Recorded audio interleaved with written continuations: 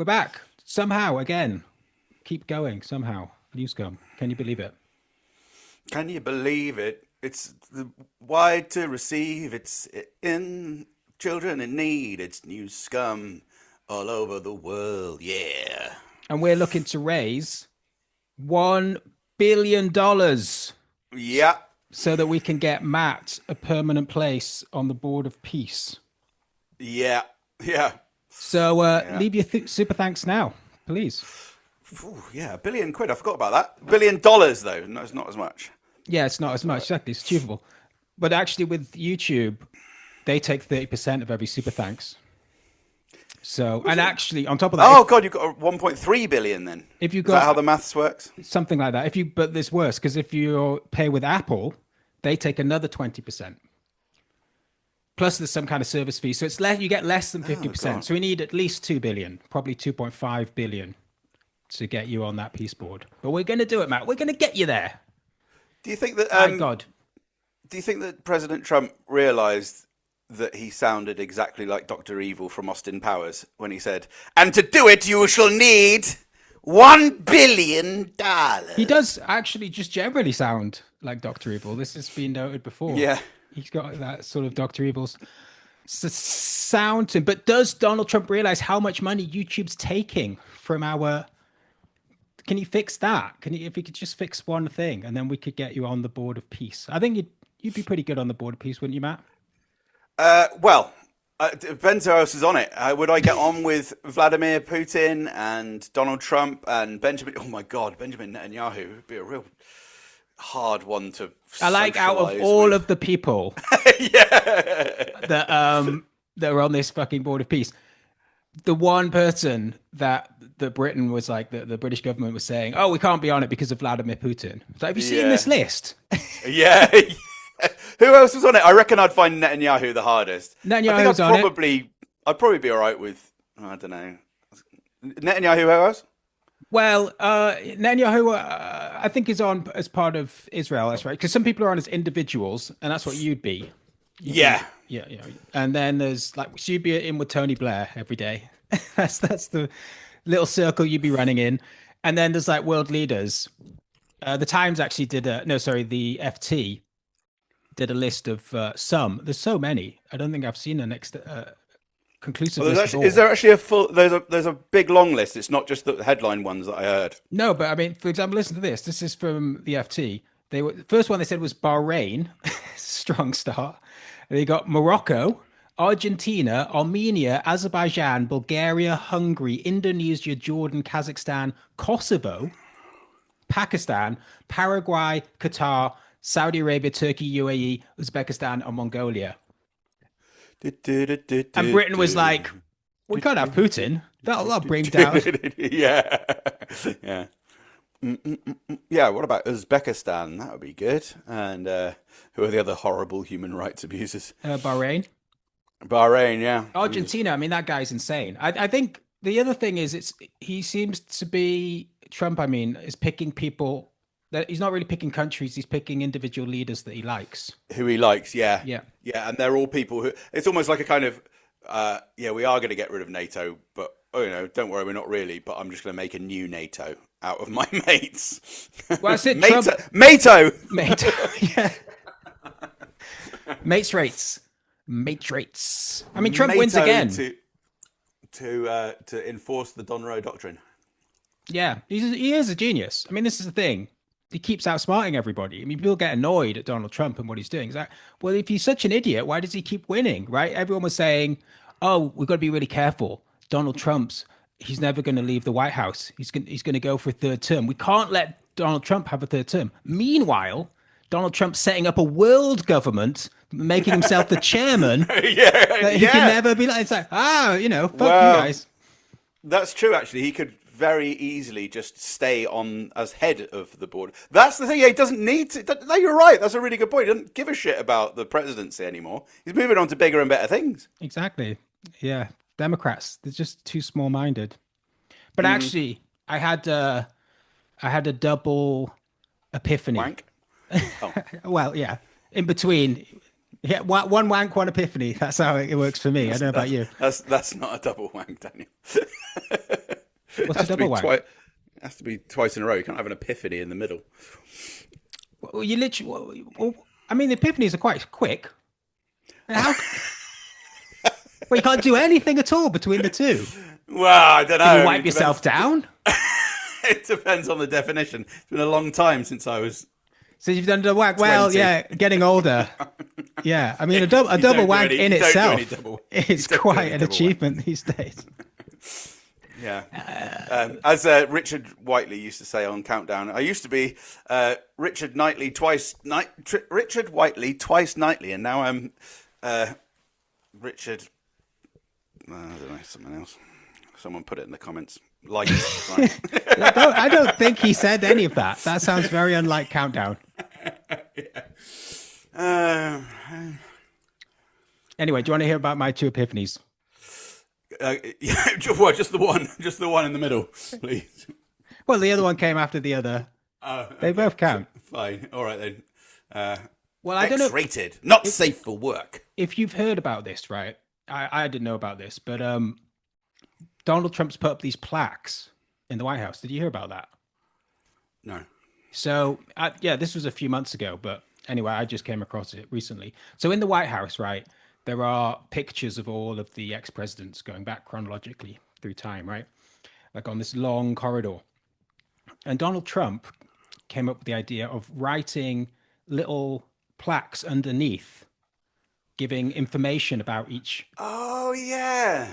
And obviously, the last one is Biden. And it just goes, this guy's a real loser. Everybody called him Sleepy Joe. It's just all of them are clearly written by. I feel like I'd like to see what some of the later ones that he can't even remember the president. He probably gave up, I imagine. Yeah, but you know, so like it's like when when you start one of those sort of projects, like Biden, Obama, so like 5 or 6 paragraphs. Yeah. You get back to Hoover. Andrew Garfield. Yeah, it's like one sentence. I didn't like him when John didn't give him some food in that comic strip. And we'll do, and then he goes back and he starts doing the first ones because they're famous as well. And then in the middle, I'll get round to them. But I did have a bit of an epiphany when I read that, and I was like, gee, like even for me, I was thinking, this is a tremendous waste of time. This is really, really, just really silly behavior. When you're in office, you're supposed to be fucking running the country, and he's sitting there drafting these ridiculous plaques. But then I had another wank, and then I had another epiphany. Yeah, well, it's apparently Yeah, it helps. It's to do exactly. with the, And then because I went on BBC News, and they had an article fact checking Donald Trump's plaques, and I was like, oh, I'm back on Trump's side. You fucking Oh, really? idiots. Yeah. I was like, you fucking idiots. I mean, okay, how stupid is it for him to make a plaque? Fair enough. But like, the only thing worse than that is actually writing a serious article fact checking Donald Trump's made up plaques. It's like, Joe Biden's a loser. And it's like, fact check. Claim Joe Biden is a loser. Fact. Actually, he actually won an election for one thing. You know what? Joe Biden isn't a loser. Yeah. Yeah, I was I was back on Trump's side. Yeah, it's good to what get to do. back to where you belong. Exactly. Yeah, I don't think like they keep saying that Trump's got brain like geriatric, whatever it's called. God, I've fucking got it. But I saw Jon Stewart this morning say, "Well, Donald Trump wandered over to a window," and he's like, "God, he seems like he's senile." I'm like, "Fucking, you can't complain about like it's just because someone's got to 80 and they walk up to a window doesn't mean that they're fucking, you can't diagnose them with some kind of degenerative brain condition." I mean, Donald Trump is great because he covered himself. He knew this was coming. And so he started talking like a complete idiot in his sort of mid-40s. Yeah, exactly. Yeah. So, you can't get me. But it is, I mean, that Board of Peace meeting, I don't know if you saw it. So he's sitting there with all of the leaders. And they're all just like, I mean, some of them, I guess, are from quite substantial countries, others not. But there's just like sort of 20, 30 people sitting on these chairs. He's on this sort of plinth at the end. And he's in the middle of his speech. And he just turns to the guys and goes, "And I'm just so happy to be here with all these great people, fantastic people. Not all of them. Some of them I don't like, actually. I don't like everybody." And then he thinks for a second, and goes, But actually, on this case, I like everybody here. They're all great people. Often there are one or two I don't like, but this time I do like them all. And then these are probably the best people I've ever met, except for one. One of them I don't like. I really hate this guy. I'm not going to say who he is, but he's the worst guy I've ever met. And it's just like, it just keeps going. And he's like, but actually, when I come to think of it, he's actually the best guy. He's the only one I like. I hate everybody else. I only like that. And he just gets into this. He kind of breaks. It's a bit like AI. He just sort of goes into this sort of circular thing where he can't get out of what he's trying to say.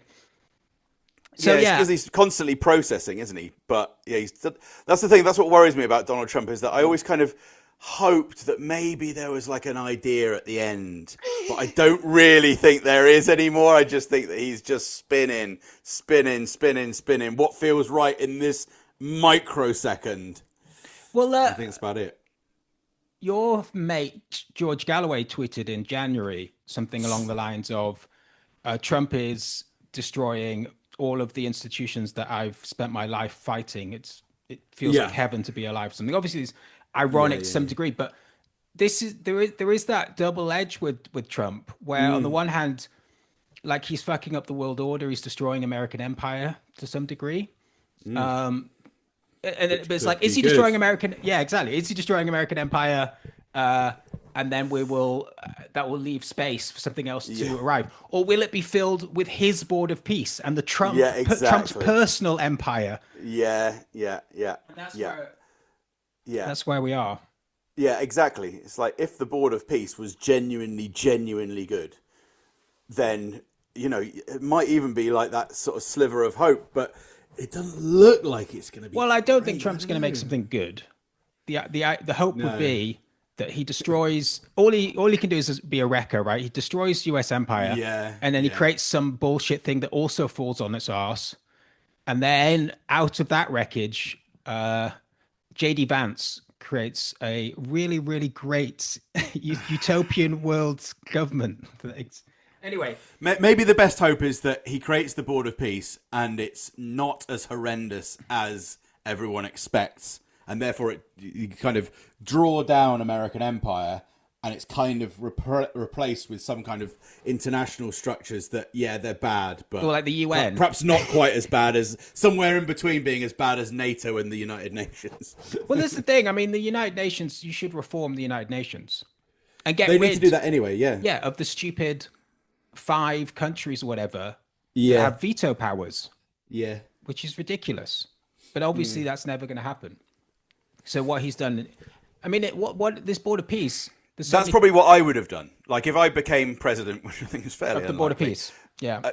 Well, if anything, the first thing I'd probably do is reform the UN to make it, to reflect a multilateral world. But you say that, Matt, though. But I was wondering, if we did get you on the board of peace, and it is going to cost us quite a lot here at Newscum. Yeah, so but how many years we've been raising money. We have been raising money, but as I say, with the cuts from YouTube and Apple, that's what's really made the difference. We'd probably already be there otherwise. But I was thinking, how corruptible is Matt Alford? Because I think once you get into that place of power, there's going to be a lot of temptation, Matt. Yeah. What do I have to do? What do I have to avoid? Well, obviously, I mean, what Epstein shows is that anything's on the table. But I know, Matt, for you personally, I think what they would do is they would put you in a room with Robbie Coltrane and a fun-sized bag of Snickers, and he'd sit down and feed you Snickers and tell you the property deal that's going to go down in Gaza, and you'd be so overwhelmed by the celebrity of it all that you'd probably agree. I think I'd be very distracted by Robbie Coltrane, because I'm the world's biggest fan of Cracker. Exactly. And I'd just get him to quote Cracker. He'd do a little cracker around your house. I'd probably slag him off a lot for his terrible... I mean, he's probably one of the greatest actors that we've ever had in Britain. But fuck me, that Russian guy he did for James Bond was a terrible fucking bit of acting. And Harry Potter was a terrible bit of acting. But then he was in good company with it. Yeah. Well, Goldeneye. He's probably just trying to make the kids feel better in Harry Potter. It's like, oh, don't worry, I can act really fucking terribly too. But I think Goldeneye, he's barely in it.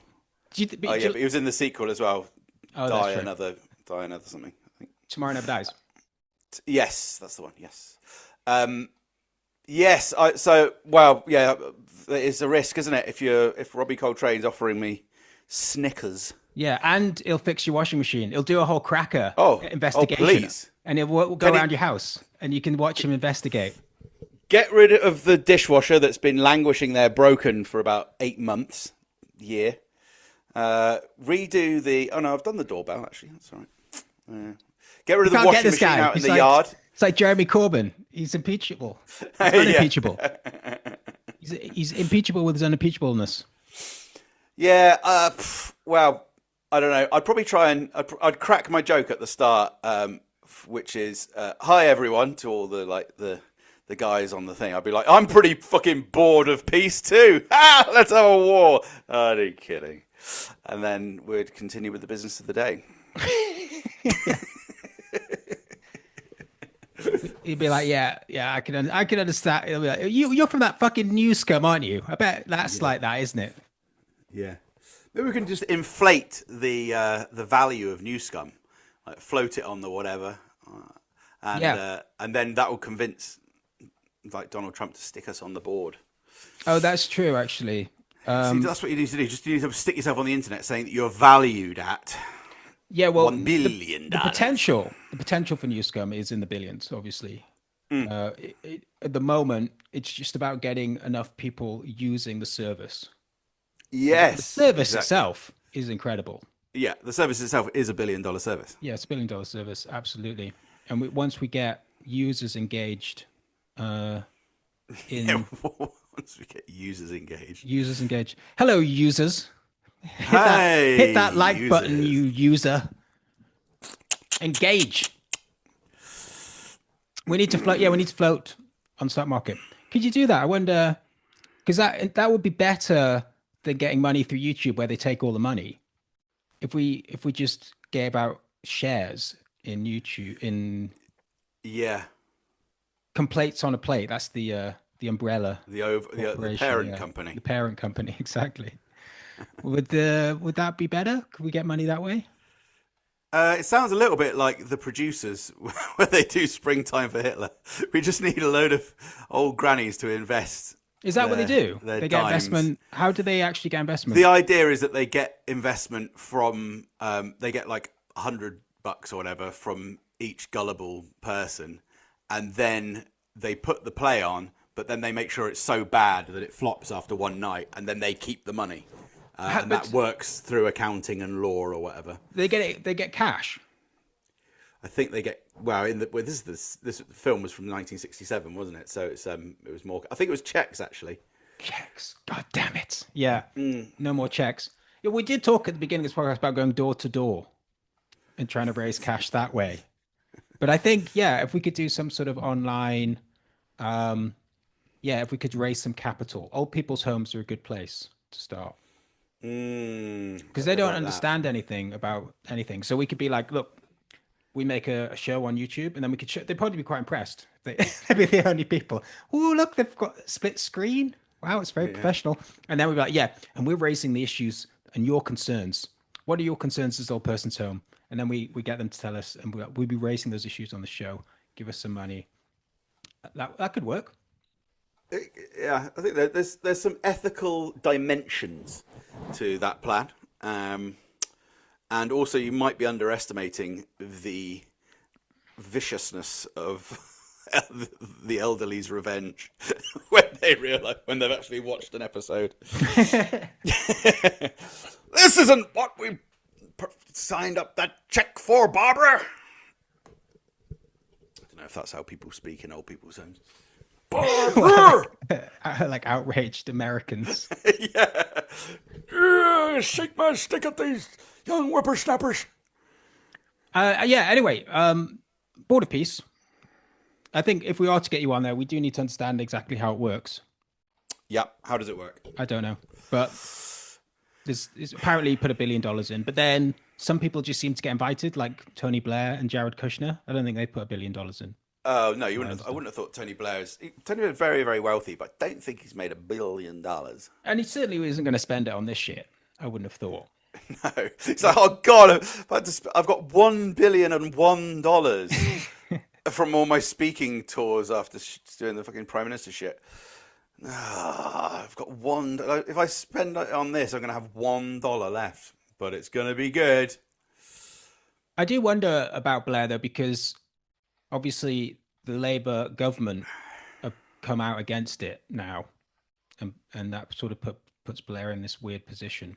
So the argument they give, so this is in the FT again, quoting some Blair apologist, says Blair, UK Prime Minister from 1997 to 2007, has joined the board as a private individual. This makes me think he's paid, having been involved in discussion with the White House over the future of Gaza. He played an important role in brokering a peace deal in Northern Ireland in 1998. Now, they think that's a strong argument. The thing was, the detail they're missing there is he was Prime Minister of the UK at the time of that deal.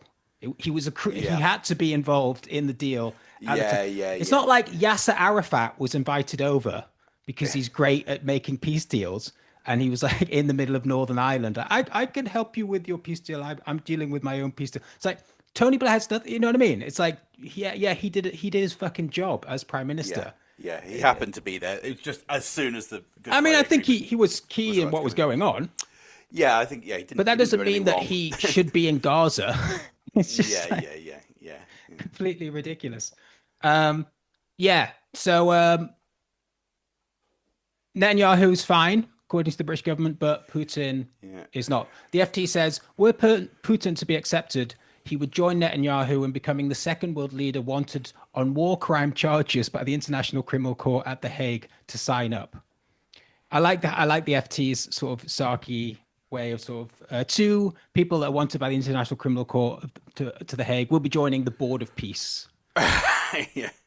I should point out as well, I haven't read this properly yet, but when Donald Trump says everyone needs to pay $1 billion, he won't actually mean that. He's just saying it because he likes saying $1 billion. Like, that's all it is. It's so like Tony Blair won't have to. No one's going to have to pay. It's just it's for losers like us. It's like when you go to the club, and the bouncer's like, "Oh, right this way, Tony Blair." Yeah, and it's like Matt Alford. Sorry, wrong shoes, mate. Yeah, exactly. Private party, but mate. He's got the same shoes as me. Yeah. So this is the structure of the board, right? The draft charter seen by the Financial Times characterizes the Board of Peace as a group of member states, so they're at the top, represented by the head of state or government. And then on top of that, of course, is Donald Trump, the chairman, who has a veto over everything and his lifetime position.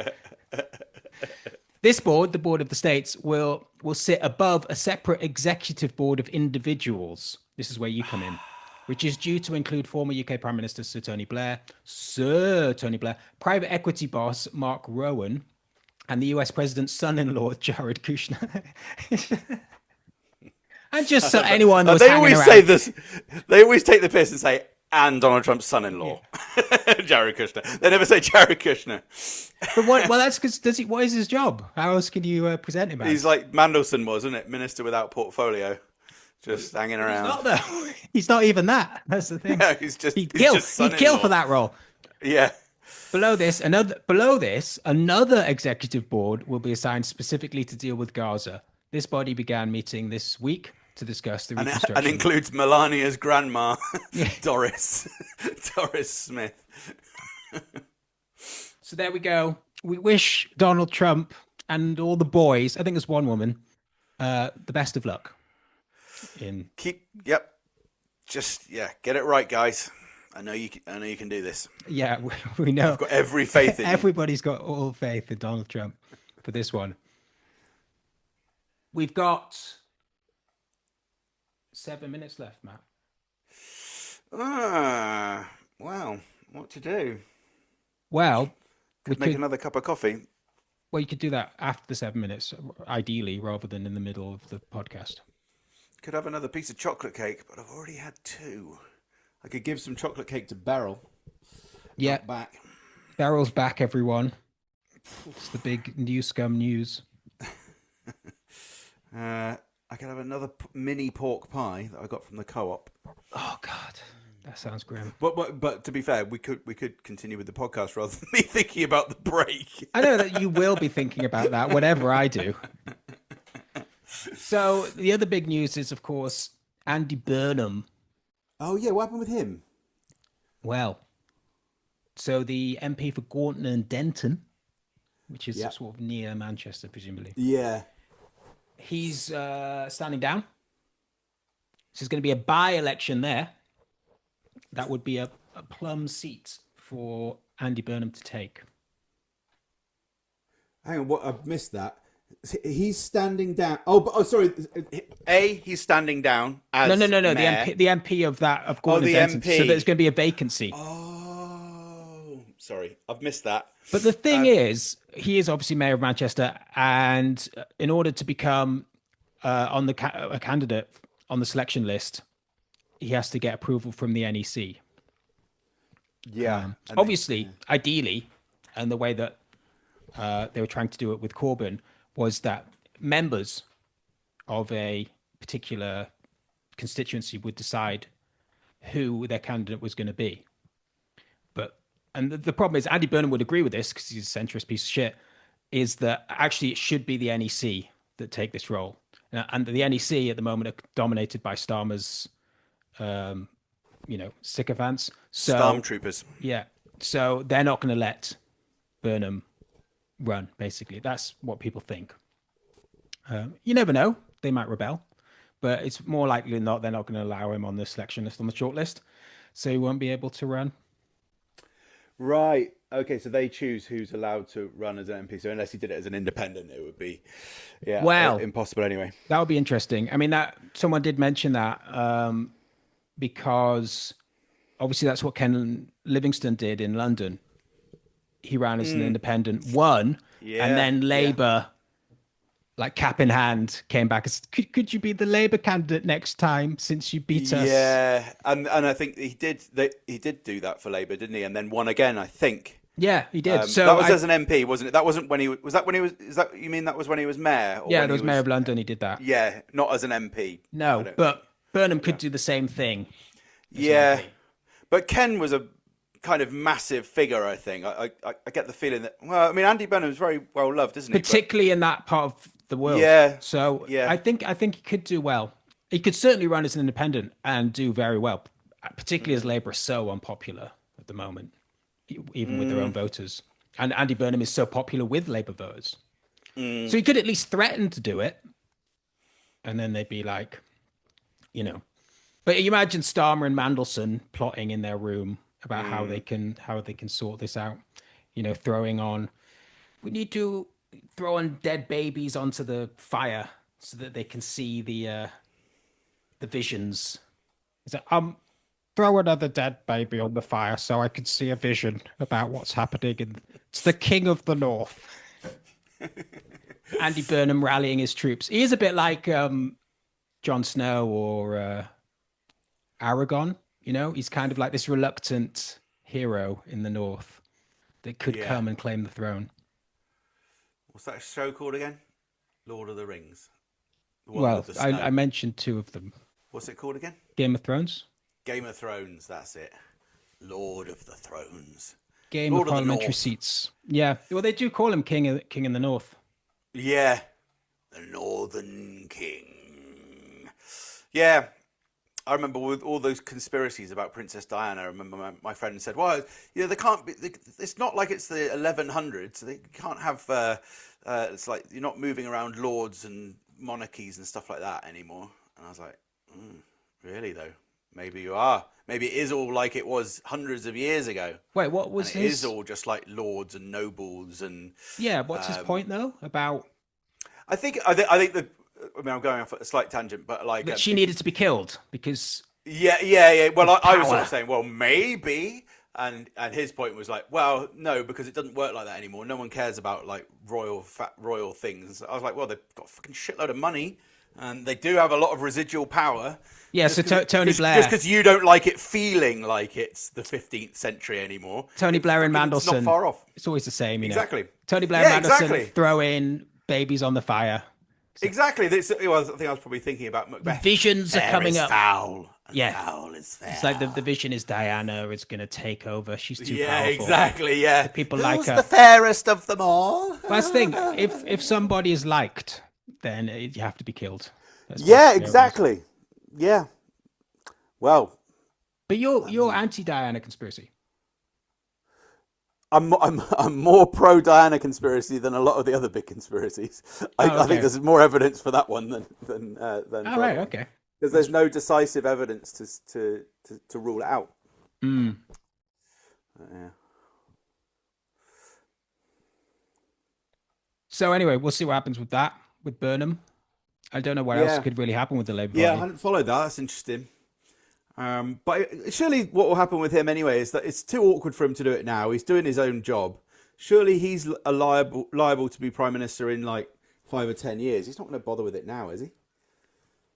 Well, the Labour Party might not be around 5, 10 years. Well, that's the problem. Well, you can't get rid of the Tory Party and the Labour Party in fucking 10 seconds. Well, it seems like you can. I don't know. I reckon it'll all snap back a bit more than you think. I know you do. I know that's what you do. At the end of the day, they've got a fucking massive majority. And Reform are fucking mad. But there's a poll. So, like, as a whole, the country will just be like, yeah. There was a poll recently that they were third. Which is incredible. Well, yeah. Hey, we've got less than a minute, Matt. Do you have any final thoughts about Burnham, Labour, dead baby? And we're back. Users. Hi, users. Hi, users. What a bunch of users. So the other big thing is Nigel Farage has said that a prominent Labour figure is poised to defect to Reform. Oh, yeah. I saw this on Question Time last night where Emily Thornberry was asked about it. She said she didn't know who it was. But yeah, what does that mean? Yeah, I watched Question Time last night. Oh, God, I watched it for ages. It was really, really awful. I just felt terrible. Why didn't you like Question Time? I like the music. Boom, boom, boom, boom, boom, boom. Well, I didn't even see the beginning, so I missed the music. So I didn't have that momentum going in that can hopefully get you through it. You need the momentum. No, it's just agony. Who was that? Layla Moran. Jesus Christ, she was annoying. Yes, I was trying to remember her surname. Yeah, she gives me the anyway. But she's like Lib Dem, yeah, and she's like Donald Trump's a bully, and the only way you can deal with bullies is you've got to go around to your friend's house. I'm like, this is political debate. Go around, get your friends together, and go and confront the bully at the same time. Yeah, I know exactly what you mean. Although in my case, it was, and if Donald Trump's a bully, and you need to go around to your neighbour's house and confront the click family guy. But also, I mean, the people on it, the people of Macclesfield, just the questions. I mean, it's difficult because it's all. It's Macclesfield, yeah. They don't know. Like, obviously, the question type people have control over which questions are going to be asked, and any interesting question is obviously filtered out. But that still means the people of Macclesfield had to have given them these god awful questions. Yeah. At some point. And I know that it's partly because it's just the whole constraint of how politics has to be discussed, and it's just all there on display in question time. It's all about despair and giving up and disengaging from the political system. That's the whole kind of that's what question you get time. Yeah, question time is about engaging because all the people are asking questions. Yeah, but they're asking questions, Dan. But the way you come away from it is God. What's the point? What's the point of asking questions? What's the point of any of this? Do you not get There's that? lots of people engaging with the political figures on the stage, and then the political figures give the answers to the questions. No, they don't. What is your problem with that? That you're saying that's disengagement? Yeah, so that's the kind of feeling that you get from it. No, you don't agree? Okay, well, that's what I got from it anyway. I don't think that's like a hot take. I mean, I think most people think question time's like that. And then people go on it anyway. I don't know.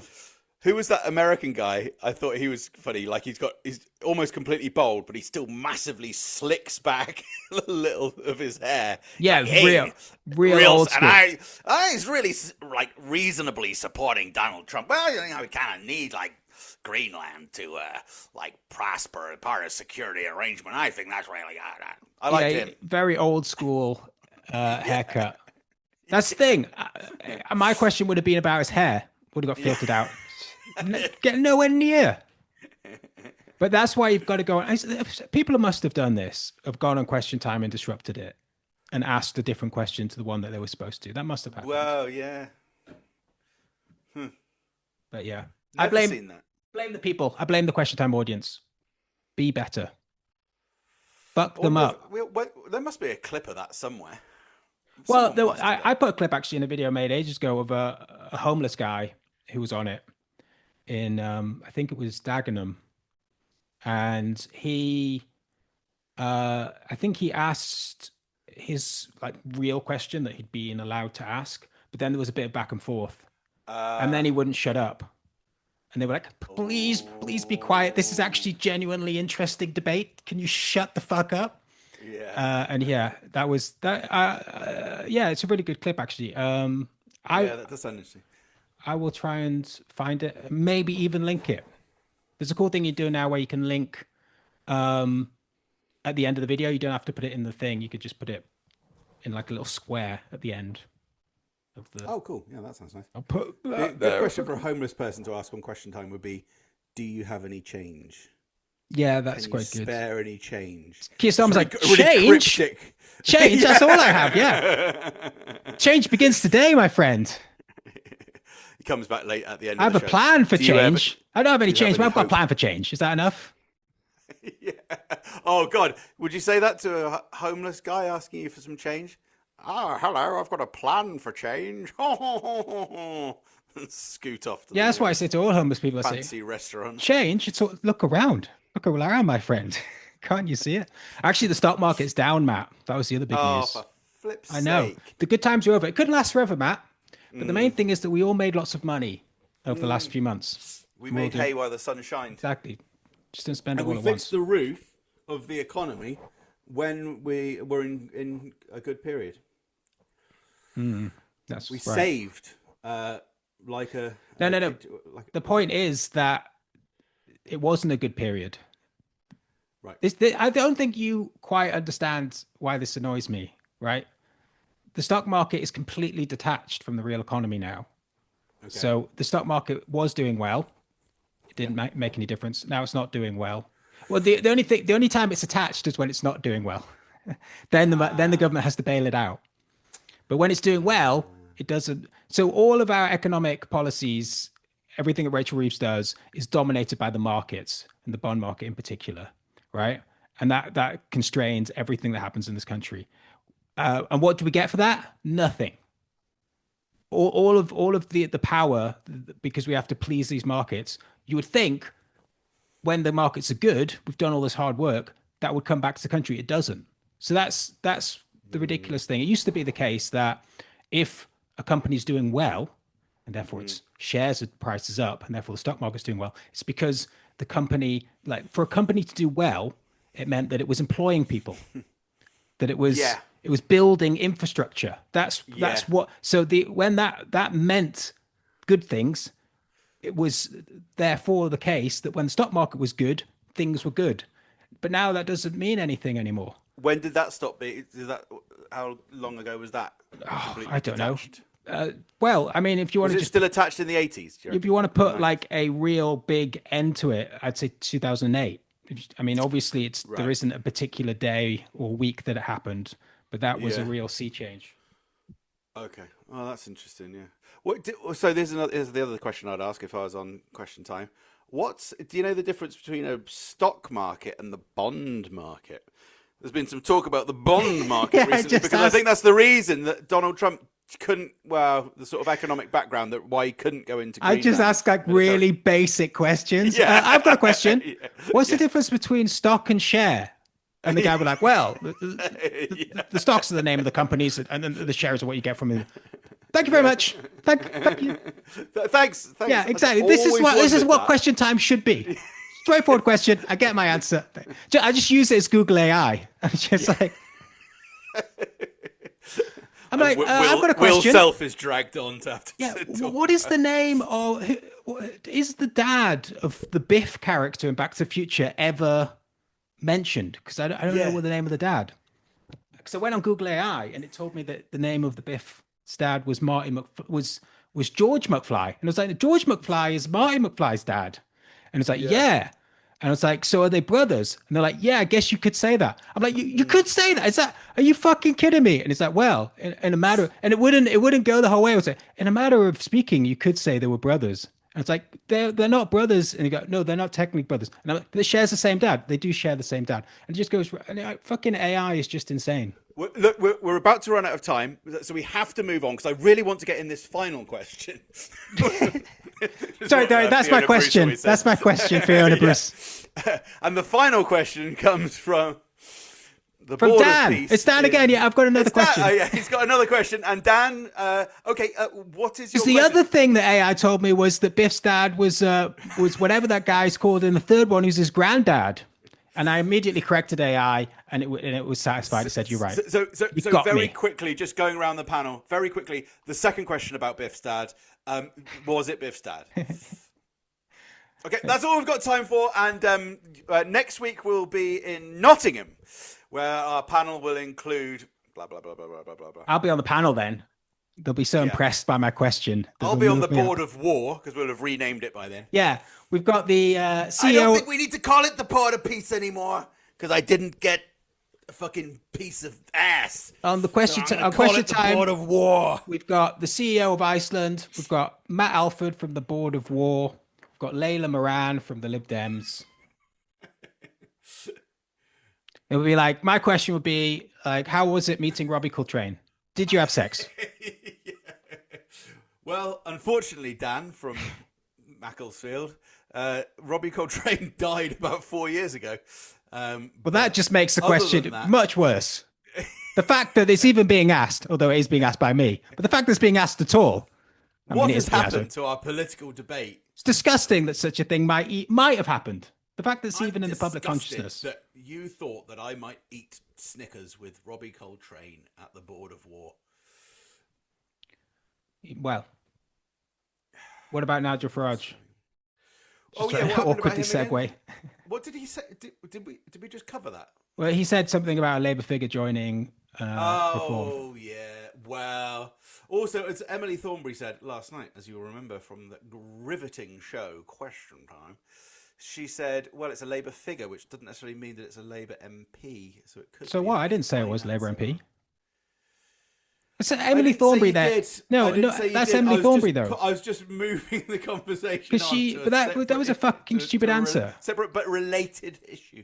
Yeah, I mean, I don't think it's a Labour MP, but who could it be then if it's not a Labour MP? Peter Mandelson. Well, fucking Farage is hardly going to brag about that, is he? And also, it's not going to be Peter. He's not going to move to Peter Mandelson's back, baby. He's the most fucking whatever it is, centrist. New Labour person that you get. Peter Mandelson would be a good get. Come on. Oh yeah. Well, yeah, but it ain't gonna happen, is it? He's got this great way of like, I'm back. Everyone's like, oh, I guess. It's like people reluctantly let him back into whatever's going on. I guess you could be back in public life again, Peter Mandelson. I'm the Prince of Darkness. Oh, I've been fired for another scandal. What a surprise. No, I don't think it's Peter Mandelson. Maybe when we nickname someone the Prince of Darkness, we should sort of anticipate that maybe they might not be the straightest arrow. I mean, it's probably going to be an ex-Labour MP, presumably, who was in the north who got chucked out because of when Labour lost seats up there. Yeah. Presumably. Could be Jeremy Corbyn. That'd be good. Oh, that would be great. You'd like that, wouldn't you? Jeremy Corbyn. The other thing about Nigel Farage is he went to Davos for the first time. Oh, yeah. The Doctor Who baddie. Davros, yeah. He went to Davos to find out what the next year for reform will look like. He said, this is how the Times put it. Nigel Farage joins the evil globalist elite in Davos. And that's in quotations because that's what he calls them. Yeah. He's been banging on about how he hates Davos for years and years. And then he decided to go this year. Well, he was in the fucking European Parliament for God knows how long as well, claiming to not like that. Yeah, that's true, actually. It's a good point. He was elected into that, though. Yeah, but he still chose to be involved in all that shit, didn't he? Yeah, but you got to be in the tent. That's why we need to join the Board of Peace. Got to be in the tent to become fucking wealthy, powerful. Yeah, and I guess that's what he's doing at Davos. As the old saying goes. Yeah. So the shadow common leader, the Tory, he said of Nigel Farage joining, said he's hoovering up the free food and glugging down the champagne with the global bullshitterati in Davos. Who said this? Jess Norman, the Shadow Commons leader. He said it in the House of Parliament. So he's literally drinking loads of champagne at Davos. Because I was always, how does Nigel Farage go for fag breaks at these fucking events? Because none of those other leaders must smoke. Well, I don't know. They probably smoke cigars. Is that how you imagine it at Davos? That people go out to smoke cigars? Yeah, Board of Peace. Well, that meeting went incredibly badly again, and the whole economy is going to shit, and we've achieved nothing, and Donald Trump's ruling the world. I'm talking about Donald Trump. Oh, right, yeah. Board of Peace. Good one. He puts it out on a baby's Donald face. Trump doesn't smoke. No cigarettes, no alcohol. That's true, actually. He doesn't drink, does he? It's incredible. Yeah. That's the other reason he's probably not got dementia. No, but smoking a cigar another few years in him. Smoking a cigar isn't really smoking. It's like a thing that you do to celebrate something, you know? He's like, I don't really drink or smoke, except obviously I have a cigar every time I get a deal. And, you know, I have a glass of really expensive Scottish whiskey to celebrate, you know? Yeah. And I do tend to celebrate a fair bit because I'm the president of the fucking United States. Constantly, I've kind of done well. I'm constantly outwitting the global elite. Yeah. By coming up with new institutions. That's how you do it. Yeah. Yeah. Well, I don't know. I mean, I don't know how this will go down with the reform voters that Nigel Farage is now hobnobbing with the Davos crowd. Yeah. Do you want to hear what else Norman said? Which one's Norman again? He's the guy that called them the global bullshitterati. Yeah, that's good. He said it in the House of Commons. Sounds cool. Who's this? Is this an MB? Norman? Yeah. So it's going to go in Hansard. Labour? No, Tory. Oh, another legend from the... You're easily impressed, I've noticed. From the world's most enduring political institution. Do continue. So he said, Norman cheerfully withdrew the appalling term, withdrew it, but noted that Farage had previously said that Davos was a place for evil globalist elites where there was no space for the little man. Norman noted, not a little catterly. At least we know that is not true anymore. There you go. Well done, Norman. Like the sound of you. If you ever want a place on the board of war for Newscum. Yeah, just give us $1 billion. But also, you don't mind the fact that Farage went to Davos anyway, do you? So you're kind of all over the place, really. What value system am I meant to apply to this? Well, I don't know. You like the fact that Jess Norman was criticizing it? Or do you just like swearing? I like just the swearing. Just the fact that he sweared. It doesn't really matter what he's actually saying. Swear. Yeah. Just more swearing. Bullshitterati. Hey. Yeah. Well, we'll see. We'll see if... I guess Nigel Farage, it's like Animal Farm, isn't it? He's just slowly becoming... I was going to say a pig, but a man. He is a pig right now, but he's becoming a man. Yeah. Big smoky pig. Big smoky pig. Nigel Farage smokes cigars. I could definitely... It'd be great being... Because if you were at Davos, you'd be the only person out there, I reckon, having a roll-up or whatever he has. Because the others will be on cigars. So you could probably really get to know him if you had a cheeky rollie. That's true, actually. Yeah, you could. That's his weakness. Yeah. All of his friends are homeless people. pikey smokers. Hey, I reckon I could be good mates with him. I could have a pint with Nigel. Well, why?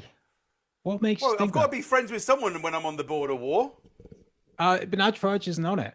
You got to be friends with Tony Blair. Well, That's he might be you. It's like I'm like your mum. This is your new friend, Tony Blair. I don't like Tony Blair. Now, just give Tony Blair a chance. He's had a tough life. He doesn't have any other friends, Matt Alford. He's got loads of friends. He's got the Labour Party. Tony Blair, eh? What Nigel's next? Cool.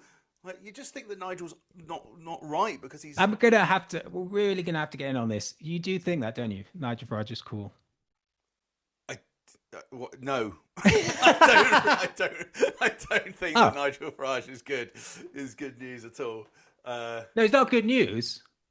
But like cool people. Do I think he's cool? He's dangerous. It's like, how did I become, there's adverts, how did I become the most dangerous person in the room? Well, I started my own far-right political party. And you can too. Yeah. I don't know what cool means anymore. I'm too old for cool, I think. Didn't it used to mean like, I don't know, you had to be a band or something? I guess. Was that Nigel Farage in a band? Who would be the politician who would be most like in a band? Well, Tony Blair. He was in a band, wasn't he? No, Keir Starmer.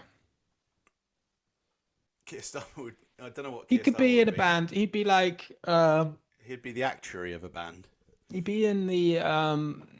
He'd be in like one of those bands that was technically very, very good in the like Pink Floyd. Like, not particularly cool individuals, but just respected for their musical output over time. Well, Pink Floyd were very good, though. I didn't say that they weren't good. I mean, I don't. Middle of the road nonsense. I don't think they're good, but I didn't actually say that there. They certainly weren't cool. Pink Floyd weren't cool? No. Oh. Well, there was when did Dark Side of the Moon come out? 1973. Okay, so it's a little bit before punk, to be fair. But if you were really cool, then you were presumably in on the New York punk scene of like the New York Dolls and stuff. It's like Morrissey, right? Morrissey's cool. He wasn't listening to Dark Side of the Moon. He was listening to New York Dolls. That's what cool people were doing in 1973. No? Yeah? Pink Floyd is like fucking just, it's always the sort of people Prog rock does not have a very cruel. Prog rock? That's what it's called, isn't it?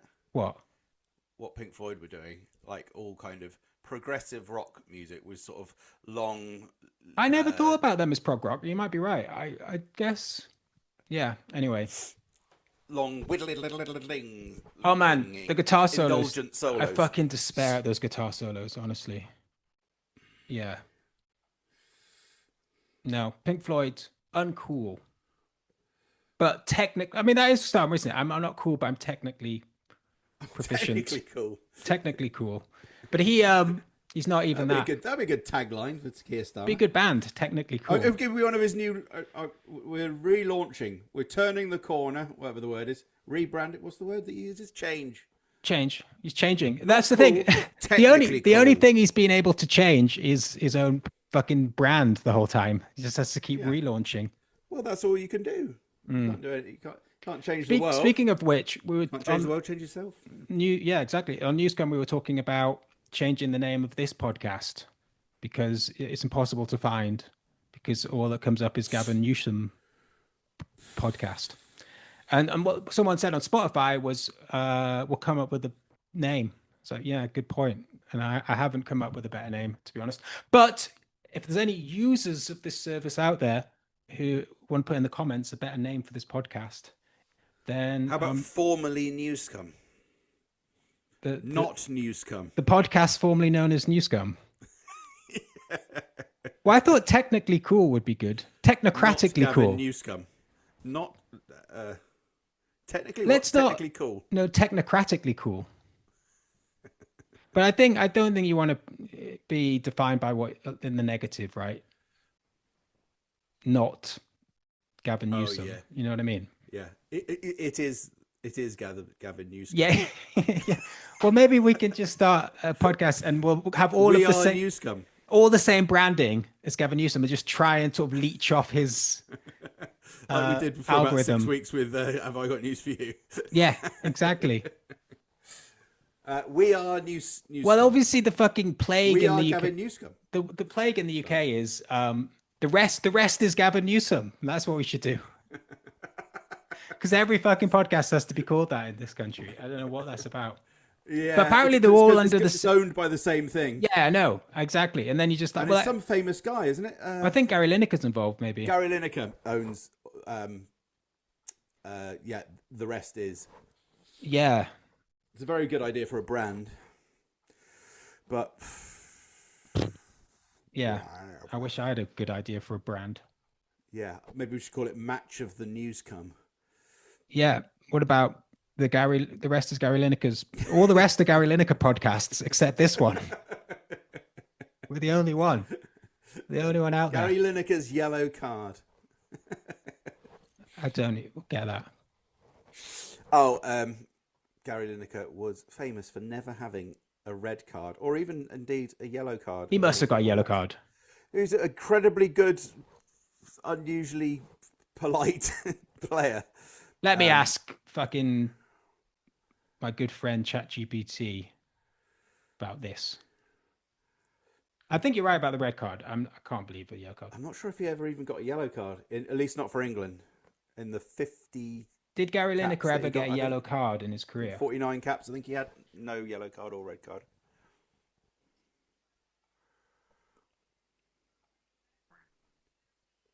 It does like to whittle on fucking ChatGPT.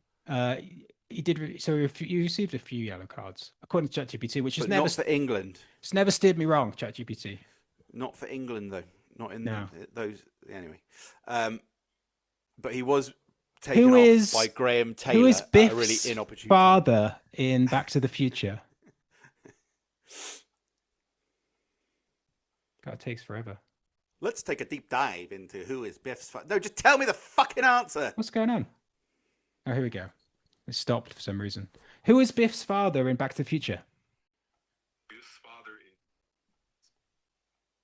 also known as the Mad Dog Tannen. No, that's his grandfather. His father is actually Johnny Kid Tannen, who appears in the second film, and then, of course, his grandfather is Mad Dog Tannen. Thanks for catching that. Damn.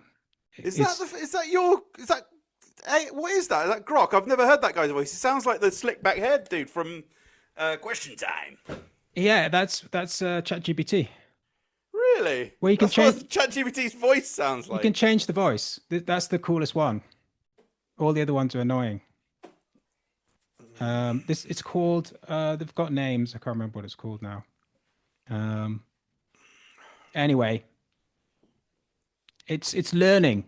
Last time, it's not saying George McFly anymore, which is good. It still hasn't. It still doesn't understand how many R's are in strawberry, though. Have you seen that one? Why is it bad at that? Yeah, pretty bad. I know this is the normal ChatGPT voice.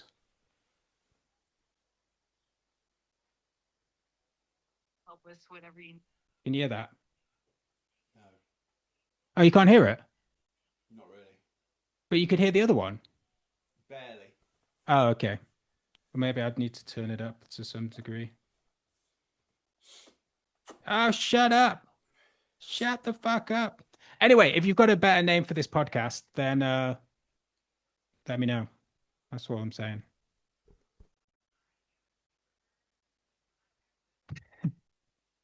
Let me try and get onto ChatGPT so I can give you the strawberry convo. I'll turn it up as well. The real voice of ChatGPT. How many R's are there in the word strawberry?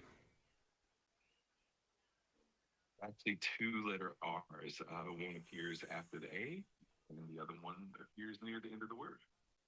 How many R's are there in the word berry? In the word word berry, there's just one letter R. It's right in the middle of the word. How many letters are there in the word berry? The word berry has 5 letters in total. It's made up of B-E-R-R and Y. So there's 2 R's in it. Exactly. Yep. In berry, there are 2 R's. You got it perfectly. But you just said there was 1 R. Oh, you're right. I misspoke earlier. I appreciate the catch. Yes, there are indeed 2 R's in the word berry. So how many R's are there in the word strawberry?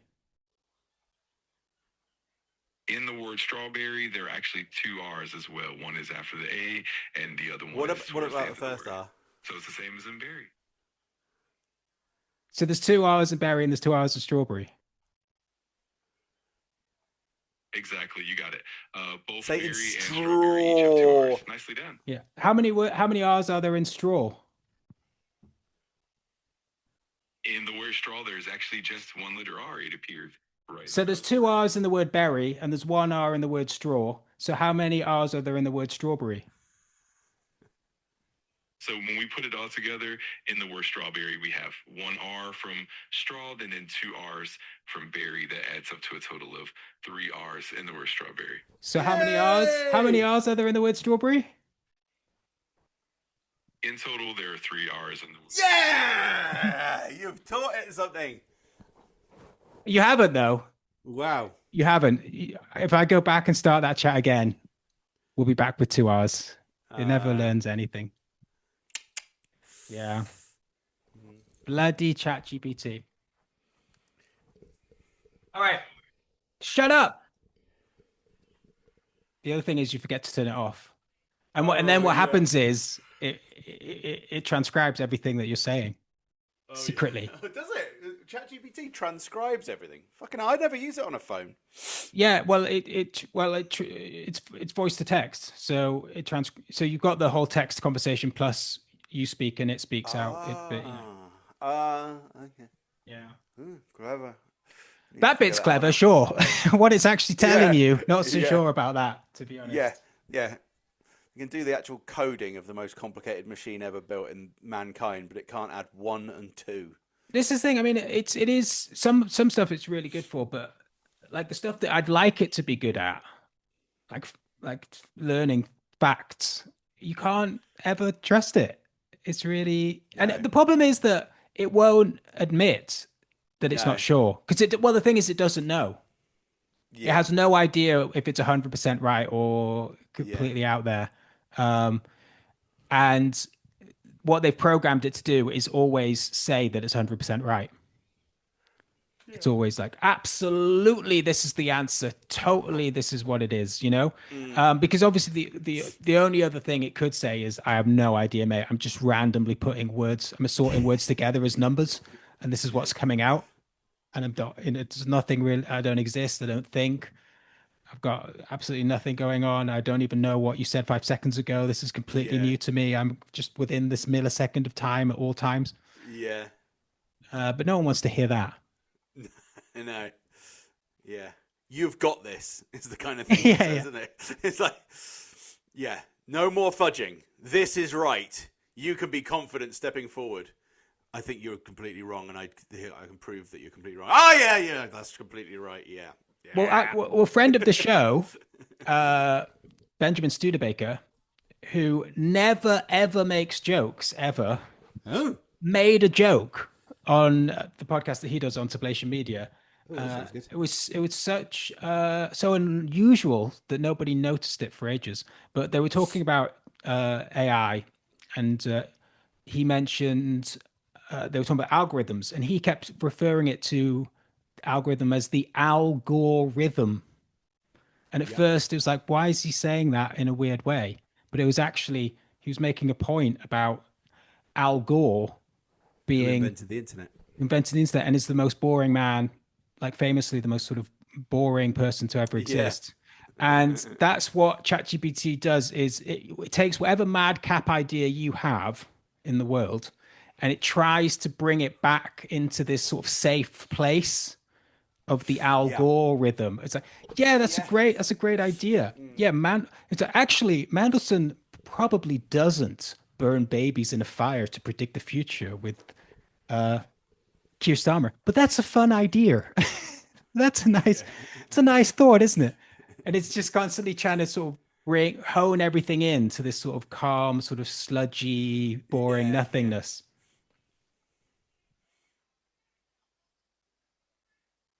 Yeah, that's that. That's that. That's the. I think Matt's broken. And that is correct. Shall we? We've still got 5 minutes, but I think we've done more than enough. Some would say. Well, we've done over an hour. Which Yeah. is perfect, really. Hour is the right amount. Some people are saying, not me. Others are saying that we've done. Others have said. Others have said that we've done more than enough. Experts have testified. Many have said. Everybody's telling me that we've done more than enough this time. Yeah. In fact. But again, beep, if you, beep. Oh, that's my mum. She says, "Great timing. Well done, guys, today. Really love the show." what? I was just getting feedback saying that how great the show, because we get a stream of comments.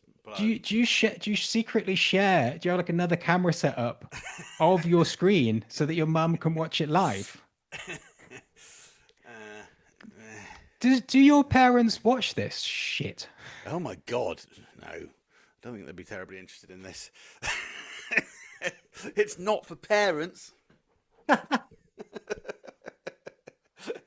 But would they be interested in anything else you did, or is it just this particular shit that they wouldn't like? No, doesn't get that bothered really. About anything? Well, I mean, what do I do in life that would be? Well, have they seen your documentary, for example? I think they've seen one of them. The one on the Hollywood. Yeah. Actually, I don't even know if they have. To be honest with you, I don't think they have. Mm. Just anyway. That's too bad. Maybe you should share them. Friends or family who watch Newscum? My dad did watch it. Embarrassingly enough. My mum doesn't watch anything. My mum's been on Question Time. No way. Yeah, she was on it, and she asked a question. Did she? That's the only good question. I can't remember what it was, but it was a really good question, unlike everybody else's question that sucked. Yeah. Can you remember what it was? Well, she works in the NHS, or she did work in the NHS, and so something about the NHS. I can't fucking. I guess I could probably find the episode if it's still on YouTube. That would be interesting, yeah. To see your mum in action. I'm not going to fucking put it on this. I'll watch it myself privately, and maybe I'll tell you what the question was. An old episode from 1998, where it's like... No, it's about 5 years ago. Does the panel think that due to the recent cuts by the new Labour government, which we were told would be reinvesting in the NHS, yes. Do they think that Biff's dad from Back to the Future 2 was I've the heard, same guy as Marty I have a McFly? friend out in Silicon Valley, and he tells me that they are on the brink of creating a mass intelligence system that's going to take over the world, but it won't even be able to tell you who Biff's dad is. Yeah. And they're dragging her out. Please listen to me. I'm from the future. I've come back to warn you. And then she's looking at the photograph of herself in the question time disappearing. studio, and she's disappearing. I wonder, they might be able to do a Back to the Future 4 though, if they get AI right. Well, it's when Zimmer frame or whatever dies, because he is very Zimmer frame. Oh, you mean whatever it's called, Robert Zemeckis. He's like very precious about it, and which I agree. Like, what the fuck could it be? Back to the Future 4 would be awful. But one of them's basically dead, and the other one's got severe Parkinson's, right? So I think it's been quite a hurdle to. Yeah, but that's what I'm saying with AI. I'm not saying that you should drag. Well, to be honest, I watched the Back to the Future musical in the West End. It was like the first big thing I did after COVID, when you were allowed to go out of the house. Oh God, did you wish the COVID was back? I was like, why did I think this would be good? It was fucking grim. It was so shit. I was like, what was I thinking coming to this thing? Yeah. And on that note, Yeah. let's actually Bye, everyone. bye.